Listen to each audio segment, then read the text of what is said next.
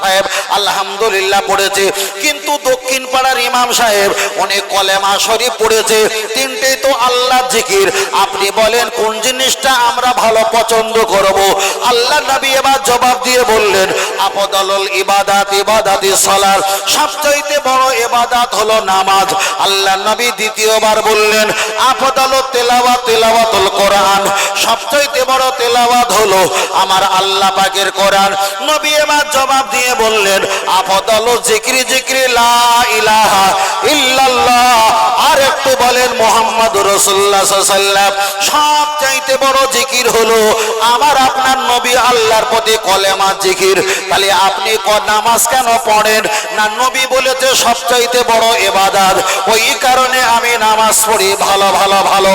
আপনি রোজা, আপনি কোরআন কেন পড়ো? নবী বলেছে সবচেয়ে বড় তেলাওয়াত কোরআন, ওই কারণে আমি কোরআন তেলাওয়াত করি। অবশ্যই ভালো ভালো। যে নবী বলেছে বড় ইবাদত নামাজ, নবীর কারণে তুমি বড় ইবাদতটা নিয়েছো। যে নবী বলেছে সবচাইতে বড় তেলাওয়াত কোরআন, নবীর কারণে তুমি তেলাওয়াত নিয়েছো। সেই নবী বলেছে সবচাইতে বড় জিকির হলো লা ইলাহা ইল্লাল্লাহ মুহাম্মাদুর রাসূলুল্লাহ সাল্লাল্লাহু আলাইহি ওয়াসাল্লাম। তুমি এটা ছেড়ে দিয়ে বেরহমাতেকা শরবত তুমি কেন খেলে? তাহলে যে নবী বলেছে নামাজ বড় ইবাদত তুমি নিয়েছো, সেই নবীর কথা অনুযায়ী কোরআন বড় তেলাওয়াত ওটাও তুমি নিয়েছো। সেই নবী তো জিকির বড় জিকির, এবার সবচাইতে বড় জিকির, সবচাইতে বড় কলেমা জিকির হলো আমার আল্লাহ আর নবী পাকের নাম। এটা কেন তুমি ছেড়ে দিয়েছো? তাই আমি বারবার করে বলছি, অনেক ব্যক্তি নামাজ পড়বে, রোজা রাখবে, হজ করবে, যাকাত দেবে। আল্লাহ নবীকে বললেন, ইয়া রাসূলুল্লাহ ৭২টা দল হবে, ৭৩টা দল হবে, তার ভিতরে ৭২টা দল জাহান্নামে যাবে, একটাই দল জান্নাতে যাবে।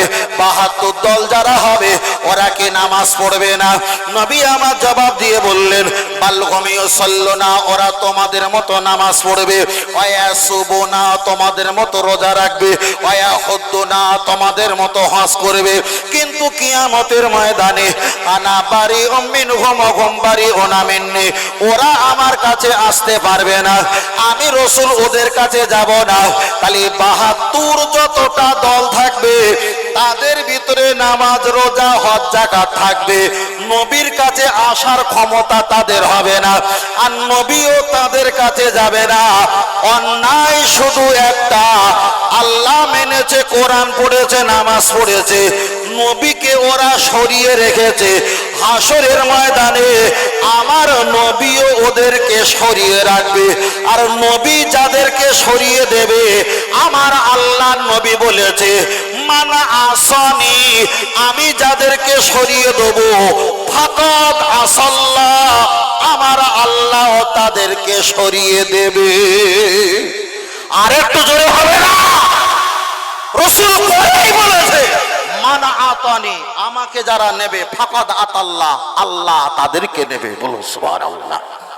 তাহলে প্রমাণ হয়ে গেল যে আমাদের ভিতরে কিছু ডিজিটাল ইমানদার আছে না নাই? এ বাবু, কষ্ট হচ্ছে নাকি? কষ্ট আছে, গোলা বসে গেছে, তবুও কষ্ট করে হোক, হেলে দুলে বেঁকে চড়ে, তবুও তো চা করে আপনার গ্লাসে দিচ্ছি ভাই, নাকি? তাহলে তাকবীর দেন, নারে তাকবীর, একটু জোরে তাকবীর, নারে তাকবীর। পিছনে বড় ভাই আপনাদের তাকবীর তো সামনের তাকবীর ভাইদের কারণে আসছে না, তবু একটু আমরা বারবার বলি যে পিছনের ভাইরা আওয়াজ হচ্ছে না, আওয়াজ হচ্ছে, কিন্তু তাকবীরটা ওপার থেকে এপারে আসছে না। কেন আসবে? অনেকটা ডিফারেন্স। তবে আপনারা যদি একটু কষ্ট করে তাকবীর দেন, তাহলে আপনারা বেঁচে আছেন কিভাবে আমরা বুঝতে পারবো। আপনারা একটু হালকা করে দেবেন না, এই ক্যামেরার স্ট্যান্ড থেকে ওপার থেকে একটু জোরে দেন, নারে তাকবীর। মাশাআল্লাহ মাশাআল্লাহ, আল্লাহ কবুল করেন, বলেন আমিন। আর এটা সকলে বলেন আল্লাহুম্মা। আমি একবারও বলেছি যে কলেমা না পড়লে নামাজ হবে না। আমি বলতে চেয়েছি 30 বছর বেরহমাতেকা পড়লে, 40 বছর আলহামদুলিল্লাহ পড়লে, 28 বছর লা ইলাহা ইল্লাল্লাহ পড়লে মুহাম্মদুর রাসূলুল্লাহ কি কবরে গিয়ে পড়বে? আমি বলিনি যে নামাজ হবে না, কথা বলেছি? কখনো বলিনি, বলবো না। তবে বাজে কটা? ও, এই টাইম হয়ে যাচ্ছে নাকি? সব বানাচ্ছে। আর আর মানে ওহো আছে তো এখন না, এমনি চোখ খারাপ হয়ে গেছে ভাই। আমি মনে করি 5-6 মিনিট, মানে সেকেন্ডের কাঁটা ও নড়ে তা নড়ে না। কথা বুঝতে পেরেছেন? এখন বাকি আছে তো আলহামদুলিল্লাহ, তাই না? এখন 20 মিনিট বাকি আছে, এদিকে হয়তো 10 মিনিট আবার ধলতা পাবো। তাহলে এদের সাথে করে আধা ঘন্টা আছে তো। তাহলে বেশি কথা একটু বলা যাক আধা ঘন্টার ভিতরে, বেশি কথা একটু বলে ফেলে, তাই না? সহজে আমরা এটা বেশি জানি। তাহলে আরেকবার তাকবীর দেন, নারে তাকবীর, নারে তাকবীর, নারে তাকবীর। মাশাআল্লাহ মাশাআল্লাহ। এবার বলেন, মোহাব্বতের কথা বলছিলাম। নবী আদম আলাইহিস সালাম অল জিবালা, জিবালা পাহাড়ের বুকে বসে আছে। যত সম্ভব তাফসীরে মুনিরিতে এসেছে মনে হচ্ছে। কিছু জঙ্গলের প্রাণী হরিণগুলো নবী আদম আলাইহিস সালামের কাছে এসে বসে আছেন। ভালো করে শুনবেন, একদম এমন করে বলছে যাতে আপনি বলতে পারেন কারের সঙ্গে। নবী আদম আলাইহিস সালাম কান্নাকাটি করছে। জঙ্গলে হরিণগুলো জিজ্ঞাসা করছে, নবী আপনি কাঁদেন কেন? বলছে আল্লাহর ভয়েতে, আল্লাহর ডরে আমি কান্নাকাটি করছি। এই কথা শুনে নবী আদম আলাইহিস সালামের কান্না দেখে ওই জঙ্গলের হরিণগুলো তারাও কান্না শুরু করেছে। অনেক বসে বসে কাঁদে, তাদের মনটা খারাপ, এদেরও মন খারাপ, তানারাও খায় না, এনারাও খায় না। নবীর মোহব্বতে একটা জড়িয়ে গেছে। দীর্ঘক্ষণ থাকার পরে নবী আদম আলাইহিস সালাম বললেন, বাবা তোমরা বাড়ি যাও, জঙ্গলে যাও। ওরা যখন জঙ্গলে চলে যাচ্ছিল, তাফসীর কারকেরা ব্যাখ্যা করে বলেছে, নবী আদম আলাইহিস সালামের কাছে লাকড়ি পাতা মারিয়াম ফুল ছিল, ওদেরকে দিয়েছে, ওরা চিবিয়ে চিবিয়ে খেয়েছে। দুই পায়ের মাঝখানে মৃগনাভি কস্তুরী আল্লাহ দান করেছে, চেহারাটা ঝিকিমিকি নূর দান করেছে। আর এই যে গাজর তোলা হয় না, প্রাণীরা গাজর তোলে, আর এই গাজর তোলার কারণে গাল থেকে সুগন্ধ আল্লাহ দান করেছে। জঙ্গলের ভিতরে প্রবেশ করেছে। ওনার সাথী যারা হরিণ ছিল তারা বলছেন, কি ব্যাপার, আপনারা গিয়েছিলেন একরকম পরিবেশ, এসেছেন একরকম, এগুলো কি কারণে হলো? ওরা বলল এই ব্যাপার, নবী আদমকে ভালোবেসেছি, আসার সময় এইগুলো দিয়েছে, আল্লাহ নিয়ামত দান করেছে।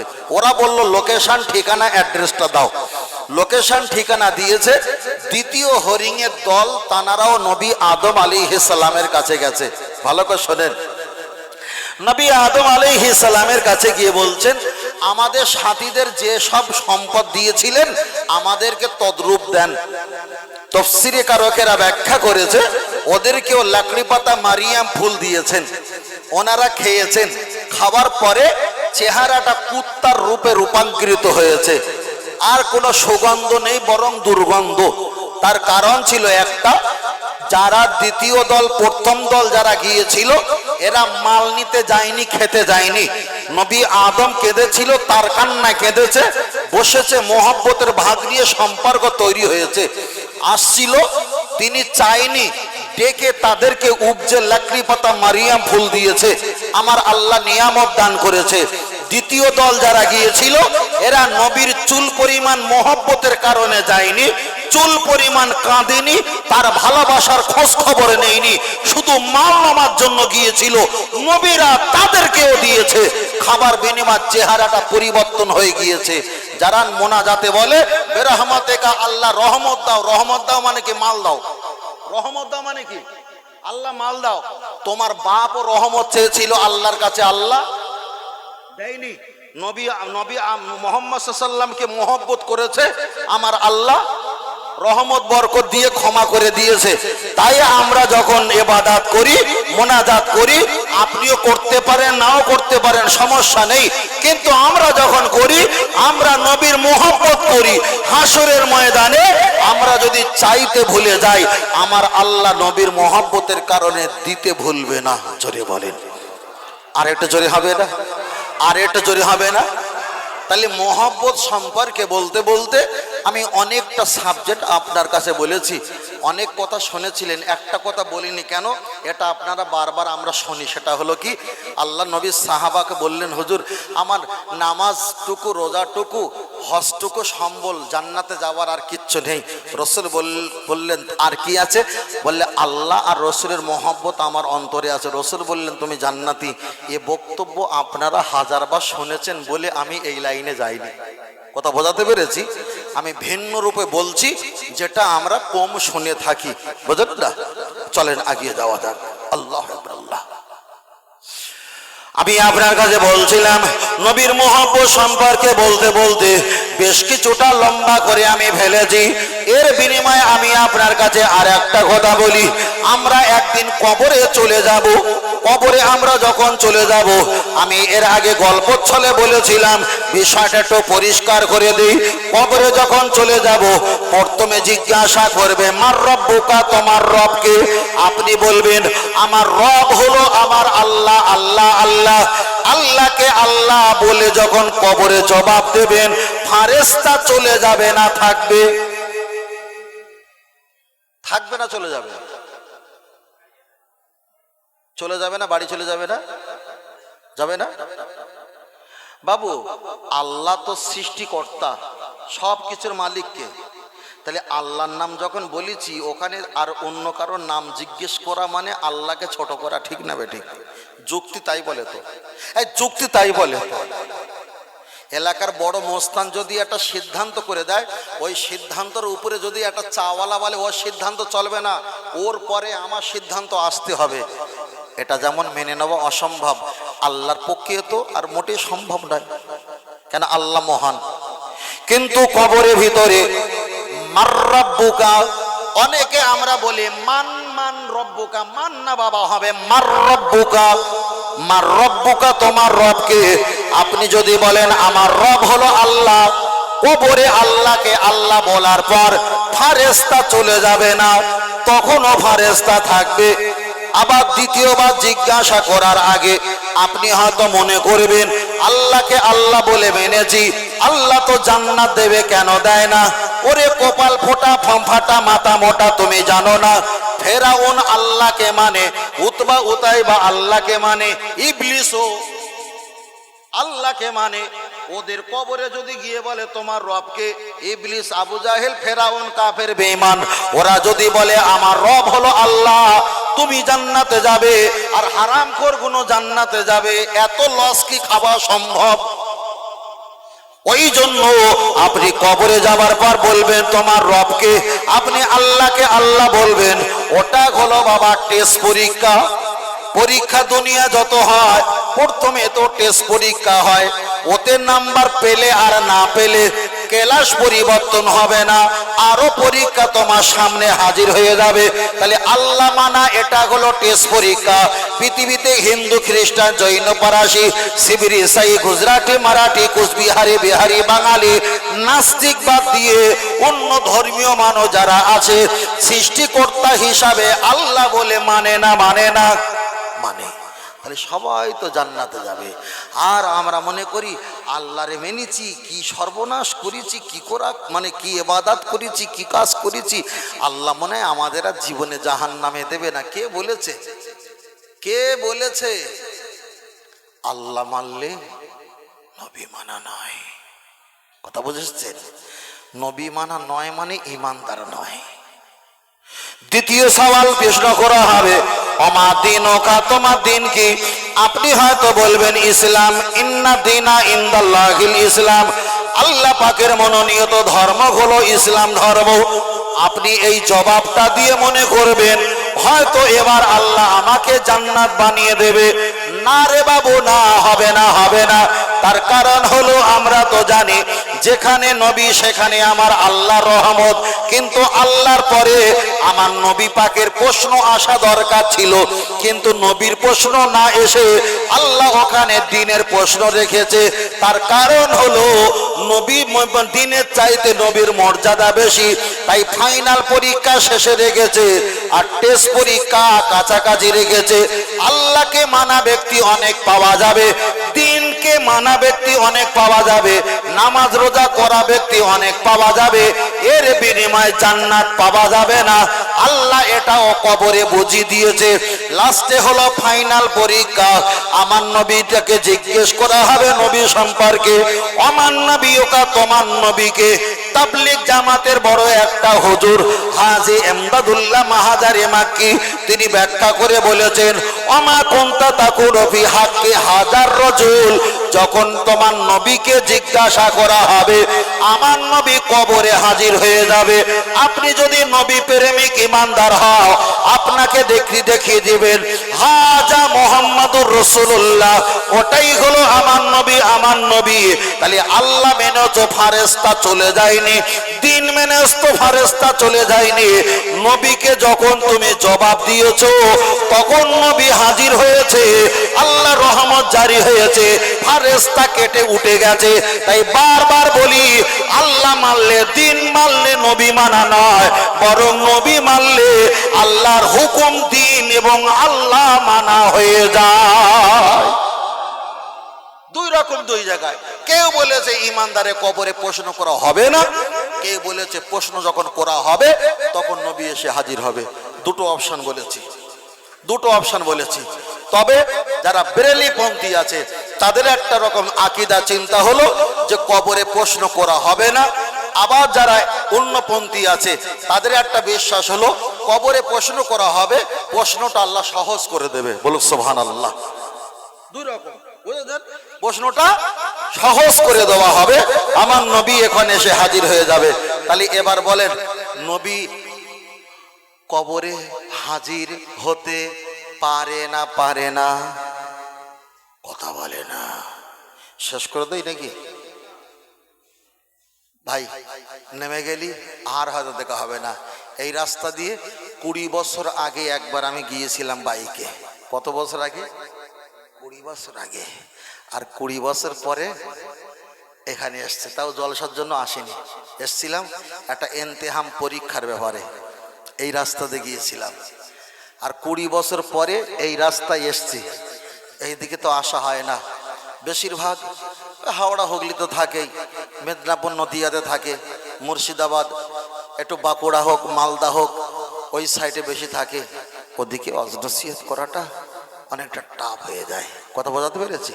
যদি বাংলা ভাষায় ওয়াজ নসিহত ঘটনা বলা হয় তখন বলবে, ও বাংলা বক্তারে কেন দাওয়াত করেছিস? বাংলা ভাষা বক্তা বলে, বাংলা বক্তা, ওদের একটা ভাষা আছে। আল্লাহ আল্লাহ। আমি আপনাকে বলছিলাম হিসাব হয়ে গেছে, আমার নবী কবরে থাকবে, আর নবীকে যখন জবাব দিয়ে দেবে আমার আল্লাহ আপনাকে জান্নাত আর শান্তিময় পরিবেশ দান করবে। এখানে প্রমাণ হয়ে গেল আমার নবী আপনাকে উপকার করেছে, উপকার করেছে। আমরা যদি বক্তব্য দেই আর বারবার করে যদি একটা কথা বলি, নবীরা দুনিয়াতে উপকার করেছে, আর নবীরা দুনিয়া থেকে চলে যাবার পর তারা আমাদের উপকার করতে পারে। কোন ব্যক্তি ছেলেরা বলবে, হুজুর মানুষ মারা গেলে নবী আম্বিয়ারা মারা গেলে মানুষকে কি উপকার করতে পারে? আমি তো কখনো কোন হুজুরের মুখে কোন মুফতি সাহেবের মুখে শুনিনি। ও বাবাজি, আপনি হুজুর আর মুফতি সাহেব ওই নামটা আপনি রেখে দেন। এক কথা বলেন আলেম আলেম আলেম, পৃথিবীতে আপনাকে আলেম হতে হবে। যদি বলেন প্রমাণ দাও, চলেন একটাবার আগিয়ে যাওয়া যাক। আমার আল্লাহর কোরআন বিবরণ দিয়েছে, ইন্নামা ইয়াখশাল্লাহা মিন ইবাদিহিল উলামা, সব চাইতে জ্ঞানীরা আমি আল্লাহ আমাকে ভয় করে।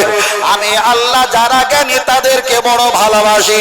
তাহলে আল্লাহ আলেমকে ভালোবাসে আর আলেমরা আল্লাহকে ভয় করে। দ্বিতীয় নাম্বার হলো আল্লাহ নবীর প্রথম খলিফা সিদ্দিকে আবু বকরকে আমার নবী সবচাইতে বেশি ভালোবাসতেন, ইলম আর জ্ঞান দেখে আর আদব কায়দা দেখে। তৃতীয় নাম্বার আগিয়ে চলে যাওয়া যাক, ফুরফুরা দাদা রহমাতুল্লাহ আলাইহি বশিরাত আল্লামা রহমাতুল্লাহ হুজুরকে রক্ত বংশ দেখে ভালোবাসতো না, ইলম আর জ্ঞান ছিল বলে ফুরফুরা দাদা রহমাতুল্লাহ আলাইহি বশিরাত হুজুরকে ইলম আর জ্ঞান দেখে ভালোবাসে।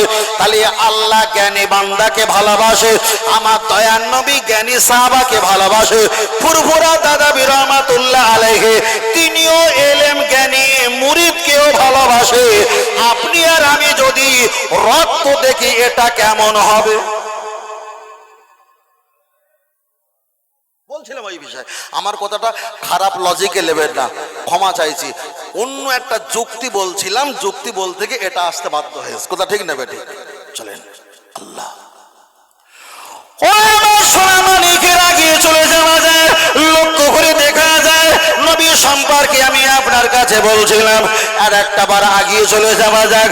তাহলে নবীরা কবরে চলে যাওয়ার পর, রওজা মোবারকে চলে যাওয়ার পর, মৃত্যু এক কথা দুনিয়া থেকে চলে গেলে দুনিয়ার হায়াতে মৃত্যু, ওরা চলে যাওয়ার পর আমাদের উপকার করতে পারে না, পারে না। আমরা হানাফি মাযহাবের মানুষ, আমরা বিশ্বাস করি নবী আম্বিয়া আলাইহিম আজমাইন এরা দুনিয়া থেকে মৃত্যুবরণ করলে, পর্দা নিলে আমাদের উপকার করতে পারে। আপনি বলবেন হুজুর একটা প্রমাণ দেন। চলেন আমি একটাই প্রমাণ আপনার কাছে দেই। আমার নবী যখন সিদরাতুল মুনতাহা আরশে আজিমে, আমার দয়ার নবী যখন আল্লাহর কাছে দিদারে চলে গিয়েছিলেন, আসার সময় আমার আল্লাহ 50 ওয়াক্ত নামাজ আমার নবীর কাছে দিয়েছে। ফের বলছি, আমি ঘটনা বলছি না, প্রয়োজনটাই বলছি। আমার নবী 50 ওয়াক্ত নামাজ দিয়ে দুনিয়ার মাটিতে যখন চলে আসছেন, প্রতিমধ্যে দেখা হয়েছিল নবী মুসা আলাইহিস সালামের সঙ্গে। আমার নবী মুসা জিজ্ঞাসা করলেন, ইয়া রাসূলুল্লাহ আপনি কতটা কি নিয়ে এসেছেন? আমার নবী জবাব দিয়ে বললেন, আমার আল্লাহ 50 ওয়াক্ত নামাজ দিয়েছে।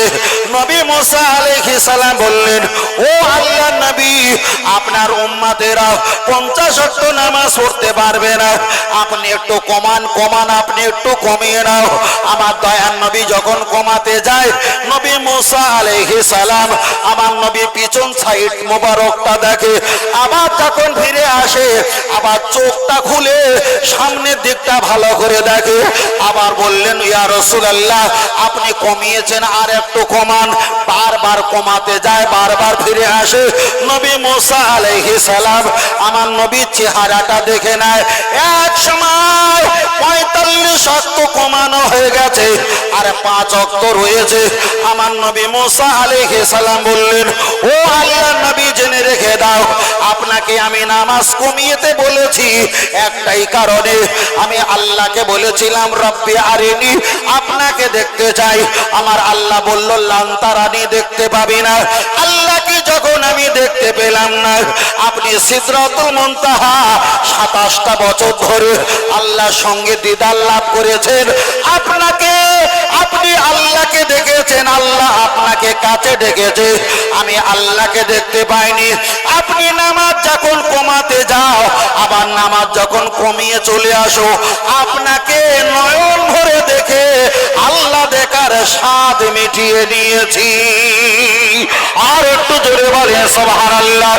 ও আমার বাবাজিরা, আমার বিষয়টা হলো একটা, যারা নবী আম্বিয়া আলাইহিস সালাম দুনিয়া থেকে চলে যাওয়ার পর আমাদের উপকার করতে পারে কিনা। তাহলে আল্লাহ দিয়েছিল 50 ওয়াক্ত নামাজ, নবী মুসা আলাইহিস সালামের ওসিলায় 45 কমে আমার আল্লাহ করে দিয়েছে 5।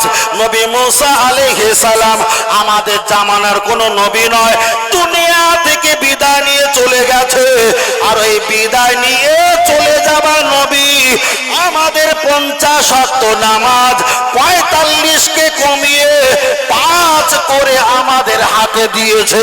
তাহলে প্রমাণ হয়ে গেল নবীরা চলে যাবার পর উম্মতে মুহাম্মাদীকে ভালোবাসে। আর একটু জোরে হবে না? তাহলে দুনিয়া থেকে চলে যাওয়া ব্যক্তি উপকার করেছে না ক্ষতি করেছে?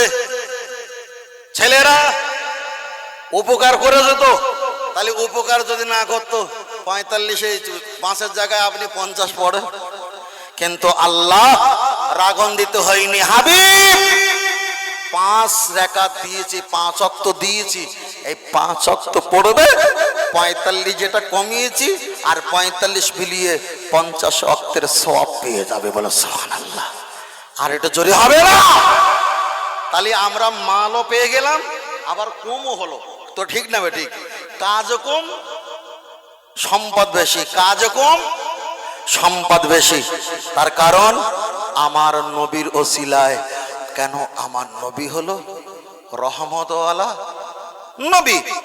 একটা এক্সাম্পল দেই, যদি এখানে জিকির করা হয় আল্লাহ আল্লাহ আল্লাহ আল্লাহ আল্লাহ আল্লাহ আল্লাহ আল্লাহ আল্লাহ, যদি জিকির করা হয় লা ইলাহা ইল্লাল্লাহ, জাল্লে শানুহু জাল্লে জালালুহু, কিছুই বলবো না, গোনা হবে। কিন্তু মোহাম্মদ মোহাম্মদ মোহাম্মদ বলবো, সাল্লাল্লাহু আলাইহি ওয়াসাল্লাম না বললে গোনা হবে না? হবে না?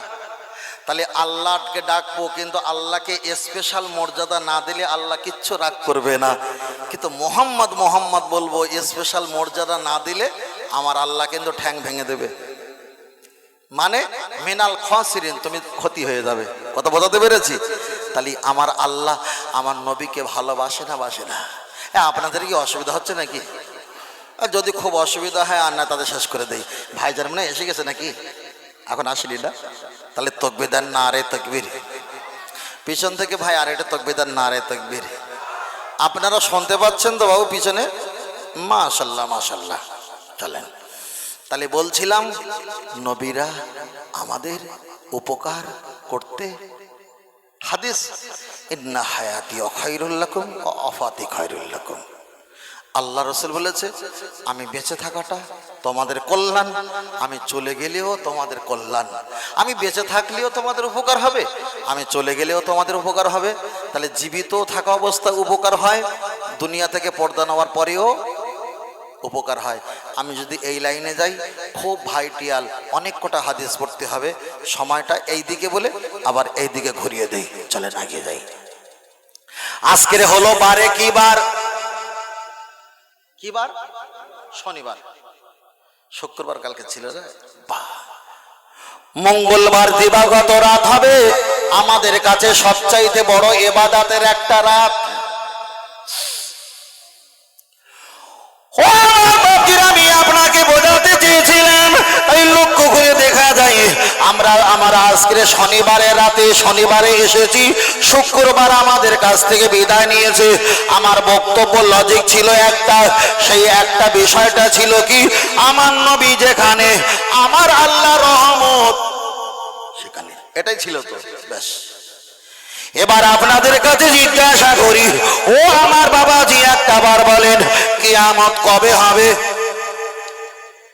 শনিবারে না শুক্রবারে? কিয়ামত কবে হবে? আমরা তো অনেকে জানি শুক্রবারে হবে। মাসের নাম কি হবে? মাসের নাম হবে মুহররম মাস। আবার দেখা যায় কোন সময় হবে, বলবে আশুরা। কি বারে হবে? বলবে শুক্রবারে হবে। কত তারিখে হবে? বলবে 10 তারিখে হবে। এমন আমরা শুনি না? শুনি না? শুনি তো। আমি বলবো এর থেকে দূরে থাকা ভালো, একটু দূরে থাকা ভালো। খুব পাকামো চালাকি ভালো না। আল্লাহ নবীকে জিজ্ঞাসা করলেন, ইয়া রাসূলুল্লাহ আপনি একটা বার বলেন আমার আল্লাহ কিয়ামত কবে হবে, কবে দেবেন? আমার নবী বললেন, আল্লাহু আলাম, এ ব্যাপারে আমার আল্লাহ ভালো জানে। তবে ও আমার সাহাবীরা জেনে রেখে দাও, খলাকাল্লাহু তাআলা ফিহি আদম, নবী আদম আলাইহিস সালামকে আমার আল্লাহ শুক্রবারে সৃষ্টি করেছিল।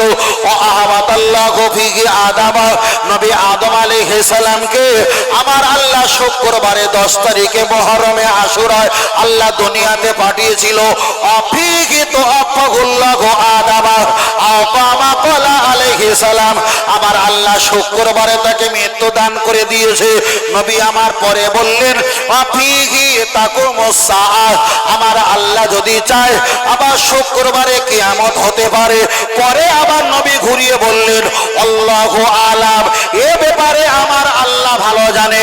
চলেন আমি আপনার কাছে বোঝাতে চেয়েছি, মাসের নাম বলছি না, তারিখের নাম বলছি না, বারের নাম বলছি না। এবার একটা বলেন, আমাদের কাছে 5 ওয়াক্ত নামাজ আছে, 5 ওয়াক্ত নামাজ। 5 ওয়াক্ত নামাজের ভিতরে কোন ওয়াক্তে কিয়ামত হবে? ভাই এত সহজ কেউ করবে না, একটু বলেন। এত সহজ করে আপনার কেউ করবে না, কেউ আপনাকে বলিনি বলবে না। 5 ওয়াক্তের কোন ওয়াক্তে কিয়ামত হবে? সকালে না রাত্রে? বড় ভাই দুপুরবেলা? সকালে যদি হয় চাটা কিন্তু খাওয়া হবে না, টেনশন এই জায়গায় আসরে রাখতে। তাহলে কিন্তু বিকেলবেলা পালসার গাড়িটা মুছে আর পিক আপ দিয়ে তো চায়ের দোকানে যেতে পারবো না, একটু সেলফি তুলতে পারবো না। যুবকেরা আগিয়ে চলে যাওয়া যায়। আমার নবীকে জিজ্ঞাসা করলেন, হুজুর আল্লাহ কিয়ামত কখন দেবে? আমার নবীকে বললেন, ইয়া রাসূলুল্লাহ, আল্লাহ কি ফজরে সকালে কিয়ামত দেবে? নবী বললেন, কোন আল্লাহ সকালে কিয়ামত দেবে না। সকালে 2 রাকাত ফরজের নামাজ আল্লাহর নামে ইবাদত করার আগে 2 রাকাত রাসূলুল্লাহকে তাআলা আমি নবী আমার দিকে তাকিয়ে 2 রাকাত সুন্নাত নামাজ পড়তে হয়। আমার আল্লাহ সকালে কিয়ামত দেবে না। আমি নবী ওখানে সুন্নাত আছি, মানে আমি আছি। আমার আল্লাহ জোহরে কি কিয়ামত দেবে? নবী বললেন, না, আল্লাহ জোহরে কিয়ামত দেবে না। জোহরে 4 রাকাত ফরজ নামাজ পড়ার আগে তোমার নবী দিকে তাকিয়ে 4 রাকাত সুন্নাত নামাজ আছে। আমি রাসূল ওখানে আছি, সুন্নাত মানে আমি, ওখানে আমি নবী আছি। আমার আল্লাহ ওখানে কিয়ামত দেবে না। ও আল্লাহ নবী একটাবার বলেন, আমার আল্লাহ কি আসরে কিয়ামত দেবে? দয়াল নবী জবাব দিয়ে বললেন, আমার আল্লাহ আসরে কিয়ামত দেবে না। আসরে 4 রাকাত ফরজ নামাজ পড়ার আগে সুন্নাতে গায়ের মুআক্কিদা, তবুও তো ওটা সুন্নাত। আমি নবী আছি, ওখানে আল্লাহ রহমত আছে, ওখানে আল্লাহ কিয়ামত দেবে না। আবার দয়াল নবীকে বললেন, হুজুর আল্লাহ কি এশায় কিয়ামত দেবে? নবী বললেন, আল্লাহ এশায় কিয়ামত দেবে না। এশায় 4 রাকাত ফরজ নামাজ পড়ার আগে তোমার নবীর দিকে তাকিয়ে 4 রাকাত সুন্নাত পড়তে হয়। আমার আল্লাহ কিয়ামত দেবে না। খালি সকাল বেঁচে গেছে নবীর সুন্নাতের কারণে, জোহর বেঁচে গেছে সুন্নাতের কারণে, আসর বেঁচে গেছে সুন্নাতের কারণে, এশা বেঁচে গেছে সুন্নাতের কারণে। বাঁচিনি শুধু একটা ওয়াক্ত, ওই ওয়াক্তটা হলো মাগরিবের নামাজের ওয়াক্ত। ইমাম সাহেব বলে নামাজ পড়ো, বক্তা আলেম বলে নামাজ পড়ো। আবার আমরাই লিখে রাখি আসরের নামাজের পর ফজর দেখা যায় মাগরিবের নামাজের আগে।